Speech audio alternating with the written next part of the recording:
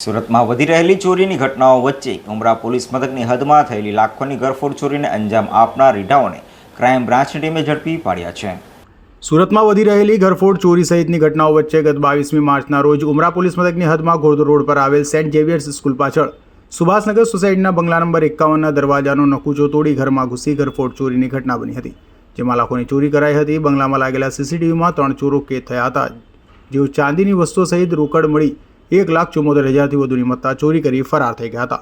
બનાવને લઈ ઉમરા પોલીસે ગુનો નોંધી તપાસ શરૂ કરી હતી, તો ક્રાઇમ બ્રાન્ચ પણ ઉમરા પોલીસ સાથે તપાસમાં જોડાઈ હતી અને ક્રાઇમ બ્રાન્ચ ઝોન 4ના પોલીસ અધિકારીઓ સ્થળ વિઝિટ કરી તથા સીસીટીવી સહિતની તપાસ કર્યા બાદ ટેકનિકલ વર્કઆઉટ બાદ આરોપીઓમાંના એક મૂળ પાટણના રણજનો અને હાલ દિલ્હી ગેટ 4 રસ્તા ખાતે આવેલ ઓવરબ્રિજ નીચે રહેતા રોહિત ઉર્ફે મોડેલ